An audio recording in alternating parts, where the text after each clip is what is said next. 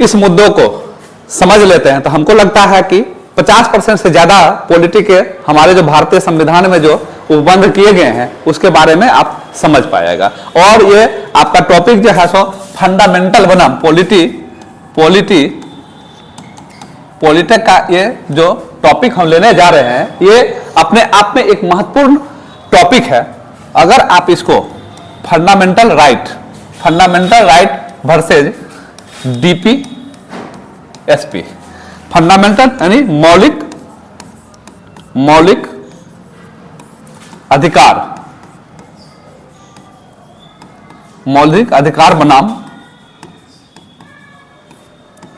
राज्य के नीति निर्देशक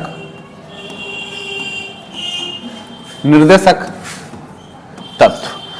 तो हमारे संविधान में मौलिक अधिकार बनाम राज्य के नीति निर्देशक तत्व, जब संविधान निर्माताओं ने इस तरह का जब हमारा संविधान बनाया जा रहा था तो नागरिकों को दिए जाने वाले कुछ व्यक्तिगत अधिकार को लेकर के जब चर्चाएं हो रही थी तो उस पर मौलिक अधिकार भारतीय नागरिकों को दिए जाने की बात चल रही थी। मौलिक अधिकार 1215 में इंग्लैंड में पहली बार जो है सो बात किया जा रहा था मौलिक अधिकार के 1215 में एक चार्टर के माध्यम से जो है सो इसको दिया गया था। लेकिन अमेरिका के संविधान में 1789 में जब अमेरिका का संविधान लागू हुआ था तो मौलिक अधिकार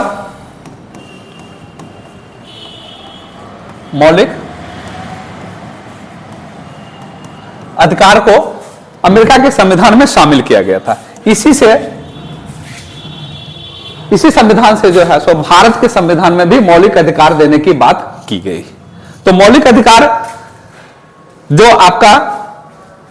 अधिकार है वो व्यक्ति के अधिकार को बढ़ाता है, जबकि राज्य या सरकार के अधिकार को क्या करता है, न्यूनतम करता है, घटाता है,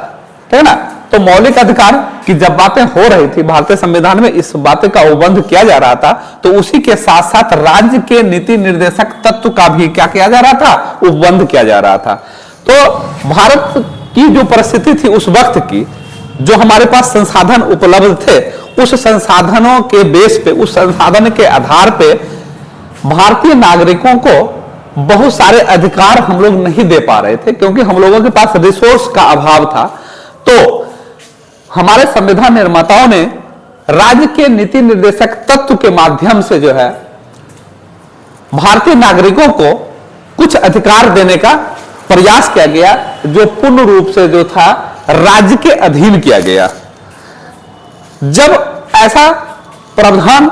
लागू राज्य के नीति निर्देशक तत्व को किया जाता, जब भारत के रिसोर्सेज में कुछ इंक्रीमेंट होता,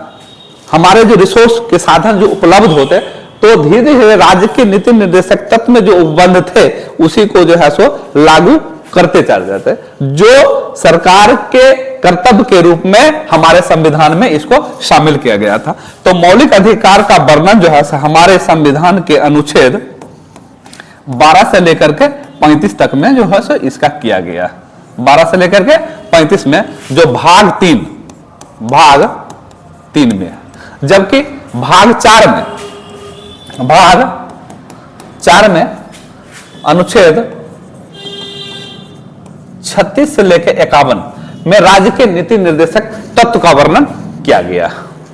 तो आज इसी टॉपिक पे हम लोग बात करेंगे कि आए दिन भारत जब से आजाद हुआ तब से लेकर के मौलिक अधिकार और राज्य के निर्देशक तत्व में को लेकर के हमेशा कुछ ऐसी नीतियां सरकार के द्वारा बनाई जाती थी जिसके वजह से दोनों के बीच में क्या होता था, थोड़ा सा क्लैश उत्पन्न हो जाता था। और उसी क्लैश को खत्म करने के लिए बहुत सारे प्रयास किए गए, जो हमारे बहुत सारे सर्वोच्च न्यायालय के बाद में ये चीजें स्पष्ट हुआ, जो परिवर्तनीय मौलिक अधिकार परिवर्तनीय है या फिर नहीं है। तो अनुच्छेद 12 और 35 में हम लोग मौलिक अधिकार की चर्चा करेंगे, जिसमें से हम आप लोगों को पता है कि इसमें मूल संविधान में 7 जो है सो मौलिक अधिकार का वर्णन किया गया था हमारे नागरिकों के लिए। लेकिन 1976 में 44वां संविधान संशोधन के माध्यम से संपत्ति के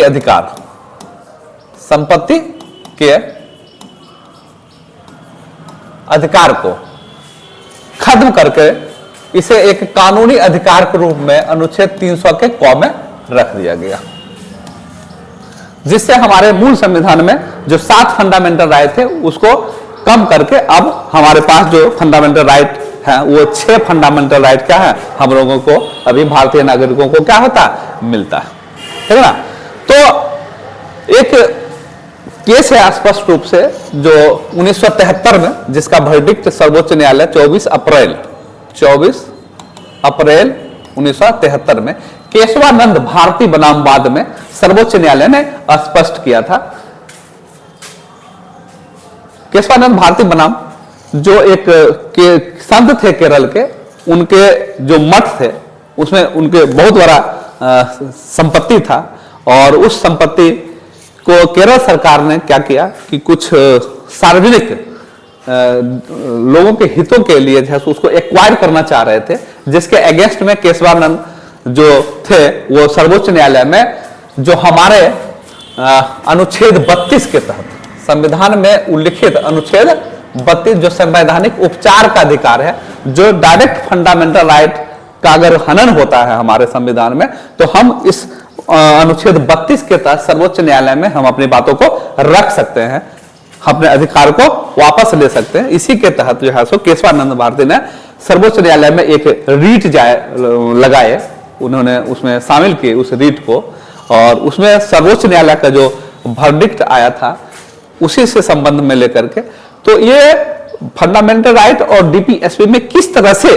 दोनों में एक क्लैश उत्पन्न करता है, इस बात को हम लोग समझेंगे। एक तरफ जो है सो अनुच्छेद 14 में और अनुच्छेद 15 में कहा गया है कि भारत के जो नागरिक है सभी को समान अधिकार मिलेंगे, ठीक है ना। और दूसरी तरफ कहा गया है कि जो फंडामेंटल राइट है, जो संपत्ति का जो अधिकार है जो भारतीय नागरिकों को दिया गया था, अगर उसको कोई छीनती या सरकार या कोई भी व्यक्ति, तो उसके अगेंस्ट में हम सर्वोच्च न्यायालय में डायरेक्ट जा सकते हैं, क्योंकि फंडामेंटल राइट के हनन के संबंध में हम अपनी मांगों को डायरेक्ट सुप्रीम कोर्ट में ले जा सकते हैं। लेकिन राज्य के नीति निर्देशक तत्व ये जो है सो गैर न्यायोचित है, मतलब कि इसको हम अपने स्तर से लागू कराने के लिए हम न्यायालय में नहीं जा सकते। न्यायालय बाध्य नहीं है राज्य के नीति निर्देशक तत्वों को लागू कराने के, लेकिन फंडामेंटल राइट जो है सो में न्यायालय बाध्य है कि ये जो है सो हम लोगों को लागू करवा सकते हैं हम लोगों के ऊपर, ठीक है ना, इसके हनन के मामले में। तो केशवानंद भारती बनाम जो मामला हुआ था उसमें जो संपत्ति के अधिकार थे उसके अगेंस्ट में इन्होंने कहा कि साहब देखिए मेरा जमीन जो है सो मेरा संपत्ति जो है, एक तरफ जो मौलिक अधिकार जो हम लोगों को दिया गया था कि संपत्ति का अधिकार हम रख सकते हैं, तो एक दूसरी तरफ जो है सो मेरे फंडामेंटल राइट का हनन हो रहा है। तो सुप्रीम कोर्ट ने 24 अप्रैल 1973 में जैसा अपना वर्डिक्ट दिए थे, और ये डीपीएसपी के तहत ये प्रावधान किया गया था, जो राज्य के नीति निर्देशक तत्व है कि सरकार राज्य जो है सो अगर चाहेगी सार्वजनिक हितों में तो कुछ संपत्ति को एक्वायर कर सकता है, जो फंडामेंटल राइट संपत्ति के अधिकार की अवहेलना थी, इसी के संबंध में लेकर के दिया था। तो आज इतना ही रखते हैं, बाद में हम लोग आगे इसको हम लोग कंटिन्यू करेंगे। चलिए, थैंक यू, धन्यवाद।